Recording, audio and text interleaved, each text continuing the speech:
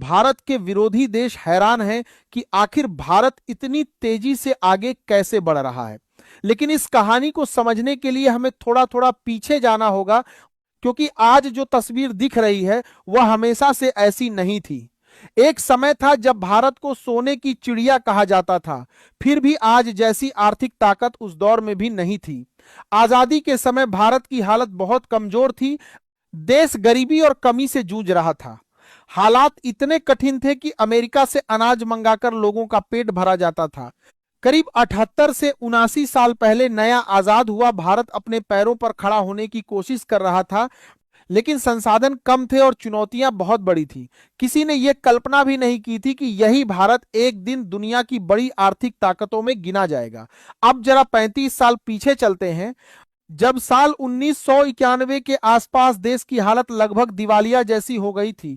विदेशी मुद्रा भंडार इतना कम बचा था कि कुछ हफ्तों के आयात का भुगतान करना भी मुश्किल हो रहा था। स्थिति ऐसी थी जैसे किसी घर में मजबूरी आने पर गहने गिरवी रखने पड़ते हैं। ठीक उसी तरह भारत को अपना सोना गिरवी रखना पड़ा था ताकि देश चल सके और जरूरी सामान खरीदा जा सके। उस समय दुनिया भारत को कमजोर अर्थव्यवस्था के रूप में देख रही थी। आज जिस पाकिस्तान की आर्थिक हालत पर सवाल उठाए जाते हैं, उस समय भारत की स्थिति उससे भी खराब मानी जा रही थी। कई विशेषज्ञों ने तो यहां तक कह दिया था कि भारत फेल्ड स्टेट बनने की कगार पर है। लेकिन इसके बाद जो हुआ वह एक बड़े बदलाव की शुरुआत थी। पिछले 35 सालों में भारत ने धीरे धीरे अपनी अर्थव्यवस्था को मजबूत किया, सुधार किए और दुनिया के साथ व्यापार बढ़ाया।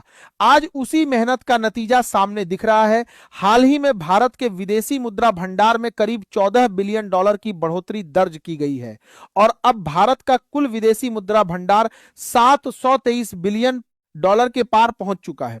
यह भारत के इतिहास का सबसे ऊंचा स्तर है। इसका मतलब साफ है कि जिस देश को कभी अपने खर्च चलाने के लिए सोना गिरवी रखना पड़ा था, आज उसी देश के पास इतना बड़ा खजाना जमा है। इससे न केवल भारत की ताकत बढ़ी है, बल्कि दुनिया का भरोसा भी मजबूत हुआ है। आगे हम समझेंगे कि 723 बिलियन डॉलर का यह आंकड़ा आखिर कितना बड़ा है और इससे भारत को क्या असली फायदा होता है। चलिए पूरी अपडेट को इस वीडियो में समझते हैं, लेकिन आगे बढ़ने से पहले इस वीडियो को एक लाइक करके चैनल को सब्सक्राइब जरूर कर लीजिए, क्योंकि हम आपके लिए हर रोज ऐसी ही खबरों का विश्लेषण लाते हैं। जैसा कि हमने बताया, आज भारत का विदेशी मुद्रा भंडार 723 बिलियन डॉलर तक पहुंच चुका है और यह अपने आप में एक ऐतिहासिक रिकॉर्ड है। इससे पहले भारत का सबसे ऊंचा स्तर करीब 704.9 बिलियन डॉलर था, जिसे सितंबर 2024 में हासिल किया गया था। लेकिन हाल की बढ़ोतरी ने उस रिकॉर्ड को भी पीछे छोड़ दिया है।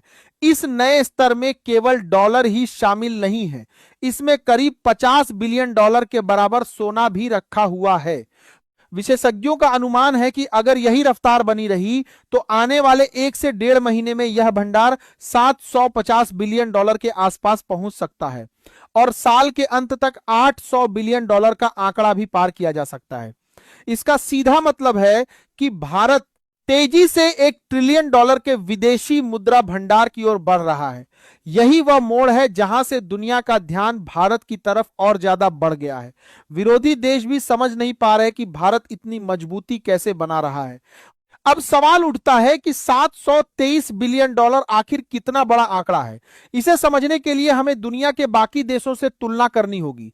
संयुक्त राष्ट्र में कुल 193 देश दर्ज हैं। इनमें से केवल लगभग 20 देशों की पूरी जीडीपी 723 बिलियन डॉलर है, यानी दुनिया के करीब 173 देशों की पूरी अर्थव्यवस्था से ज्यादा पैसा भारत के खजाने में मौजूद है। अगर सैद्धांतिक रूप से देखें तो भारत नेपाल की पूरी अर्थव्यवस्था को कई बार खरीद सकता है। पाकिस्तान की पूरी जीडीपी को भी 2 बार खरीदा जा सकता है और फिर भी पैसा बच सकता है। यहां तक कि न्यूजीलैंड, फिनलैंड और पुर्तगाल जैसे विकसित देशों की अर्थव्यवस्था के बराबर या उससे ज्यादा का भंडार भारत के पास है। यह कोई भावनात्मक बात नहीं, बल्कि सीधे आंकड़ों की तुलना है। लेकिन यह सिर्फ दिखाने के लिए नहीं है कि भारत के पास कितना पैसा है।